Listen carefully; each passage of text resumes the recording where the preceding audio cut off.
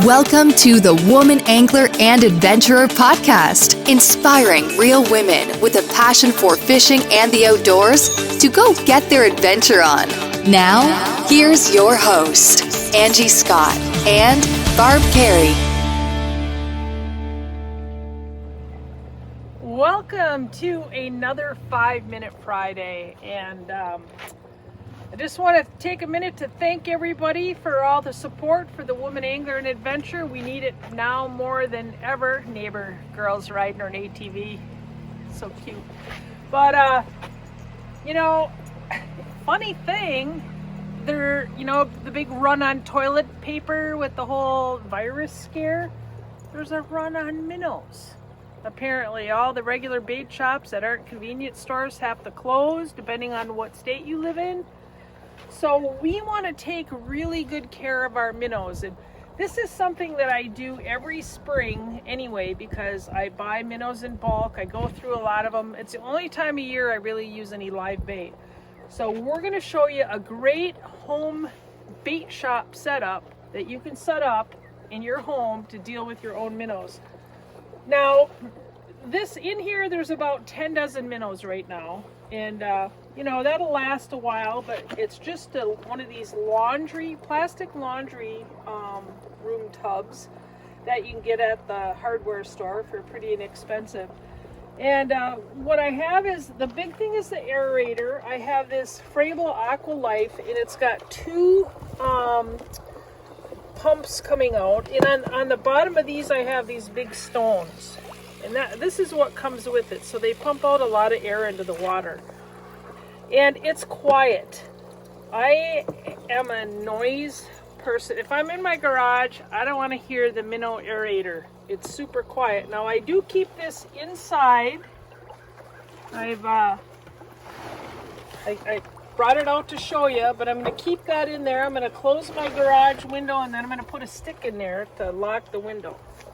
So what happens here is there's a drain in the bottom of this wash tub, and I have a piece of PVC pipe, and I don't know exactly because I didn't measure in this. I've had this system going for years. It looks like 1.25 inches, and it's probably a standard thing.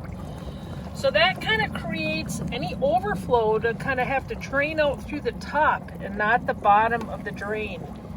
So then I have a hose coming in, just at a very, very small trickle. It'll hardly even trickle out. And then a couple times a day I go turn on the faucet and purge water through. If I'm going to be gone, I could put one of those hose timers on it to turn it on for like 15 minutes. Now, one thing about this system, I have the luxury of living in the country, and I have my own well, and this is well water. So if you're in the city and you have city water, it probably won't work so good for you, because they put chlorine in it and other additives, and minnows don't like that. They like country living well water, just like some of us hardy Midwestern gals. So another thing to note is, as water's going in here, and the water comes up and it drains into this elevated pipe, and then I have a spigot in the bottom that goes, and it just gently trickles water out into, there's not even a pool of water. The flow is so small.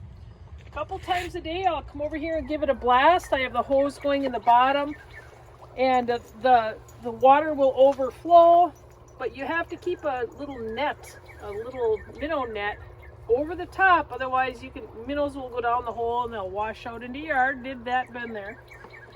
The other thing is, if you have water running out through the holes, the minnows like swimming upstream.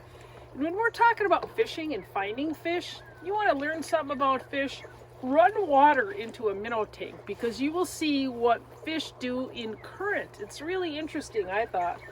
So if I have water coming out of this hose, the minnows are all trying to go upstream. You can just watch them. Fish do the same thing.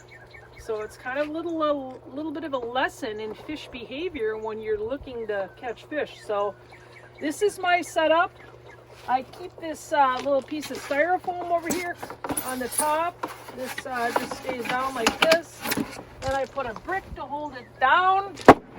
Keeps it from freezing. This is better in the spring, summer, really hot temperatures, maybe not so good, but one really important piece of information: do not contaminate your minnows. Like if I go in the lake fishing and get lake water and put it, do not contaminate. It's like, this is really important. I'm going over the 5 minutes. I don't care. I'm going over the 5 minutes. But when we talk about viruses and stuff apply to the water also. VHS, all these waterborne viruses. Do not get your minnows dirty with river water or lake water. Put them in here and then take them to another body of water. That's bad. That's how the virus spreads. Don't let your minnows get viruses. Keep them clean. Fill up your bucket, put it in the boat. Don't put a minnow that's been in the water back in, even if it's still kicking. I'm not dead yet. It's dead. Don't put it back in your bucket. It contaminates it with a virus. That's this week's 5 Minute Friday.